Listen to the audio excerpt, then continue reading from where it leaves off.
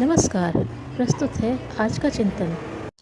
परमात्मा हमें अपनी गोदी में लेने के लिए, छाती से लगाने के लिए दोनों भुजाएं पसार कर खड़ा है। एक भुजा है पीड़ितों, पतितों और पिछड़े हुओं का क्रंदन। दूसरी भुजा है सत्प्रवृत्तियों के अभिवर्धन की पुकार। यह निनाद दिशाओं के अंतराल में गूंजता रहता है। बहरे कान उसे सुन नहीं पाते। जो इन निनादों को सुन सके, समझना चाहिए कि उसके दोनों कानों ने ईश्वर का संदेश सुन लिया। परमात्मा के पास एक ही सर्वोपरि उपहार था, मानव शरीर। इससे बढ़कर और कोई संपदा उसके भंडार में है नहीं। जिस प्राणी को यह उपहार मिला, समझना चाहिए वह कृतकृत्य हो गया।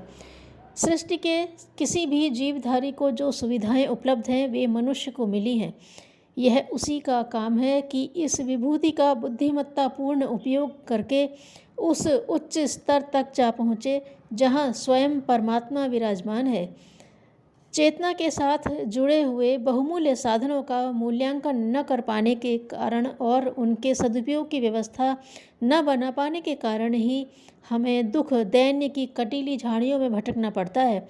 जीवन लक्ष्य को समझना और उसके लिए समुचित प्रयास करना यदि किसी के लिए संभव हो सके तो निश्चित रूप से उसे नर पशु से आगे बढ़कर नर देव की दिव्य भूमिका में प्रवेश करने का सुअवसर मिल सकता है। मनुष्य शरीर का अनुपम उपहार देने के उपरांत परमात्मा अपने अंतिम अनुग्रह का एक और अनुदान देने का इच्छुक है। इसी के लिए वह अपने लाडलों को पास बुलाना चाहता है, गोदी में लेना चाहता है, छाती से लगाना चाहता है और उस अनुदान को देना चाहता है जिसे प्राप्त करने के बाद और कुछ पाना शेष नहीं रह जाता। इसी आमंत्रण के लिए उसने अपनी भुजाएं पसारी हुई हैं। जो उनमें आबद्ध हो सका वही प्रभु की समीपता और उसके दुलार भरी मनुहार का अधिकारी बन सका। पतन और पीड़ा से ग्रसित पिछड़े हुए मनुष्य भले ही अपने अकर्म और अज्ञान का फल भुगत रहे हों, पर वे दुख इसी उद्देश्य से आते हैं कि सहानुभूति, सेवा और सहयोग द्वारा अपनी बहुमूल्य आत्मिक चेतना को उभारें। दया, करुणा, उदारता, सेवा जैसे दिव्य संपदाओं से अपने को सुसज्जित करें। इस प्रकार के प्रयासों में जो समय, श्रम, मनोयोग एवं धन खर्च होता है, उसकी तुलना में लाखों गुने पुण्य का आत्मबल और आत्मसंतोष मिलता है।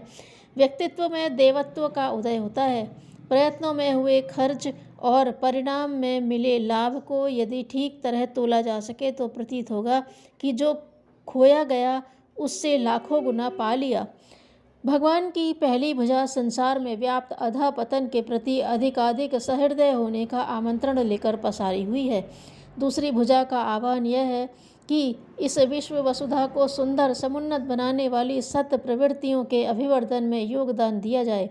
कोई व्यक्ति एकाकी सुख संपदा एकत्रित करके सुखी नहीं बन सकता। कुटुंब परिवार को सुखी बनाने का प्रयत्न करते हुए मनुष्य अपनी सुखानुभूति को कई गुना बढ़ा सकता है।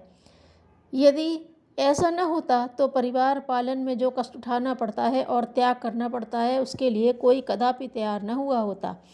इस सुख का जितना अधिक विस्तार करना अभीष्ट हो, उतना ही अधिक विस्तृत क्षेत्र में अपनी आत्मीयता को विस्तृत करना पड़ता है। ईश्वर को पाने के लिए हमें अपनी ओर से कुछ नहीं करना है, केवल उनकी पसारी हुई भुजाओं में प्रवेश करना है। उनके आह्वान को सुनना और उसके आमंत्रण को स्वीकार करना भर ईश्वर मिलन का प्रयोजन पूरा करने के लिए पर्याप्त है। प्रार्थना या भजन जीभ से नहीं, हृदय से होता है। धन्यवाद।